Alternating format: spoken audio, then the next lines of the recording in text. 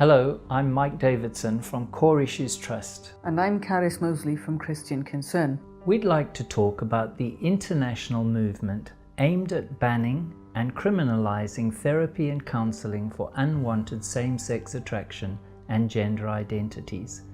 Currently, the government of the United Kingdom is considering a ban on both sexual orientation and gender identity therapies, abbreviated SOGI. In March 2018, the Home Office, the government department charged with dealing with crime and extremism, was reported to be considering a ban. This means the Home Office wants to treat these types of therapy as hate speech and non-violent extremism. At the very least, some sort of restriction appears to be intended. Already in October 2017, several UK government departments and professional mental health bodies chose to sign a Memorandum of Understanding against such therapies. There are excellent moral and legal reasons not to restrict these therapies. Fundamental rights and freedoms enshrined in the European Convention on Human Rights, which was drawn up by British lawyers in 1951, would be violated. Here are 10 good reasons not to restrict therapy. Number 1. Restriction is an attack on sex-based rights and dignity. Sex is biological. We're all either male or female. There is a clash between the concept of gender identity and the protected characteristic of sex.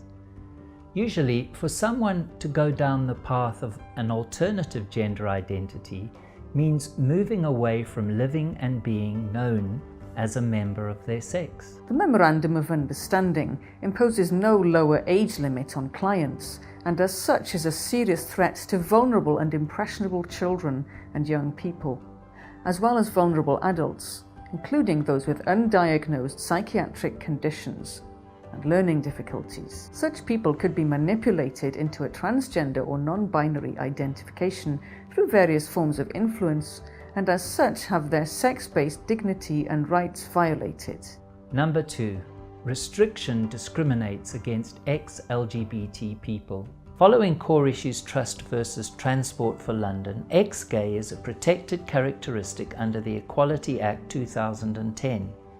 In this London bus case, government lawyers acting on behalf of the Minister of Women and Equalities at the time, Maria Miller, intervened in favour of non-discrimination. It's worth noting that government surveys now treat describing yourself as heterosexual, gay, lesbian or bisexual as a sexual identity. In other words, this is a social category referring to how you choose to be known publicly. Ex-gay fits perfectly here. Number 3. Restriction is an attack on freedom of speech. Therapeutic conversations are a private and confidential matter, though they may occur either in the public sector or the private sector. Restricting therapy would violate freedom of speech of both clients and therapists, as well as third parties such as supervisors of therapists. A situation would arise whereby a state had prohibited free speech on human sexuality, behavior and feelings in private and confidential conversations as well as public settings, essentially because LGBT activists consider the words that might be said to be offensive. Many counsellors and psychotherapists work from their own homes and may be self-employed.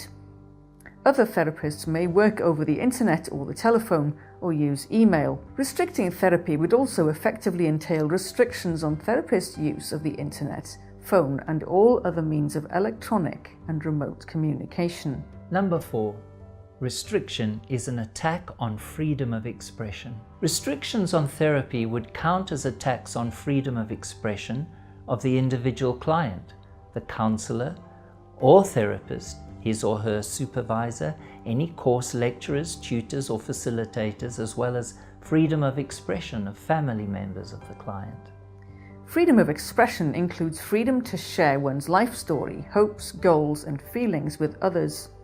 It includes freedom to create and produce artistic material, as well as sharing online content of all kinds. Number 5.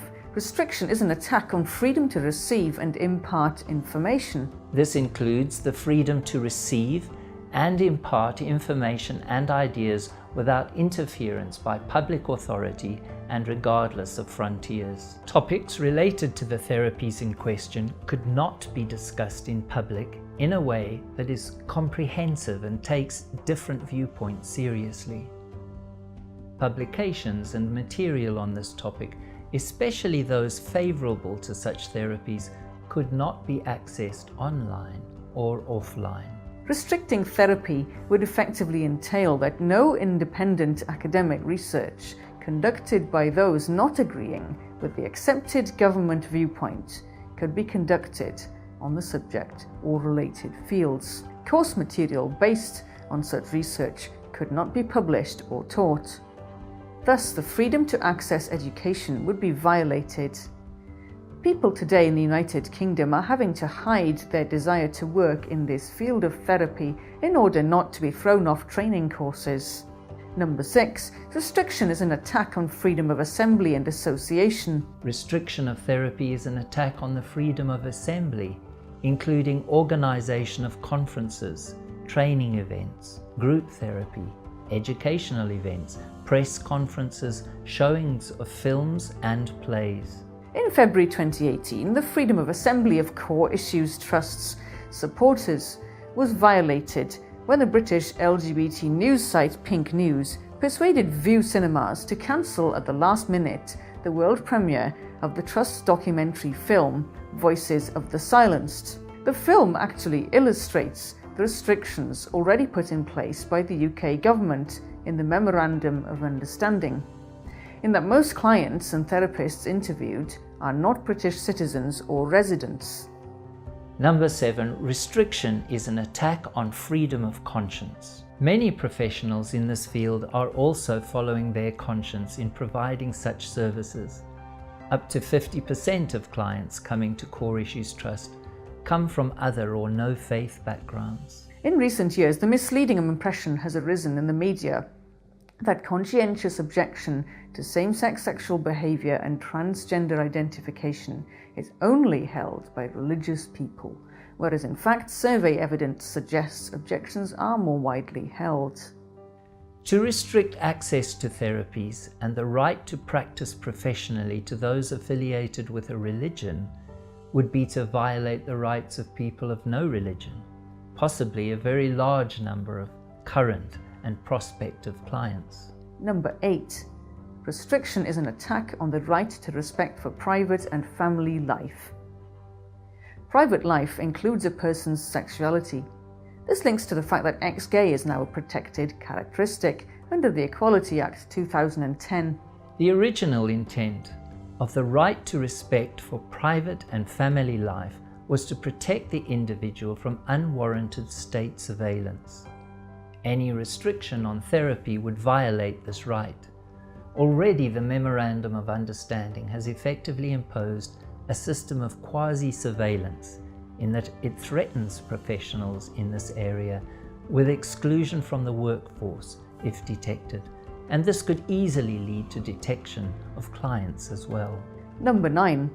Restriction is an attack on the right to marry. Some people want therapy in order to feel they are ready to pursue their personal life goal of marriage. Therapy for issues around sexual identity, feelings and behaviour is a normal part of life in the Western world today.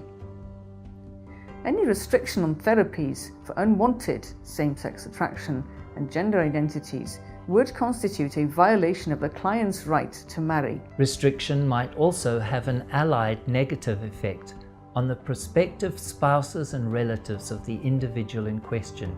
It could also affect the production, publication, and dissemination of material for marriage preparation courses. Number 10. Restriction is an attack on the freedom of religion. Some clients seeking out therapies of this kind are affiliated to or belong to a religion. Their religious beliefs and commitments may be of help to them in moving out of LGBT identities, behaviours, and feelings, and they may seek out professionals who are willing to respect their religious commitment in the therapeutic relationship. Most religious groups operating in the United Kingdom only recognise marriage between one man and one woman, The law allows religious groups not to solemnize same-sex marriages. Well, that's it. Slowly but surely, the rights of ordinary people to choose their sexual identity and the freedom to maintain their own values is being undermined. Sexual politics is being used by the state to micromanage personal rights and freedoms. Make no mistake, banning so-called conversion therapies is just the first step in banning gender identity therapies. In other words, enforcing transgender politics on the country. The Voices of the Silence project is arguing that we're on the road back to the world of the ancients, where pansexuality was the underlying philosophy of sexuality. The UK government's move to restrict or ban therapies, free speech and free association is another attack on private and family life. The right to marry and the freedom to receive and impart information other than that which supports the government's view. Please read the Christian Concern document, 10 Reasons Not to Ban Therapies for Same-Sex Attraction and Gender Identity. And go to voicesofthesilence.com to view the testimonies of those who benefit from our work. And please buy our DVD, Voices of the Silenced, now available in 12 languages. Thanks for watching. See you soon on voicesofthesilence.tv.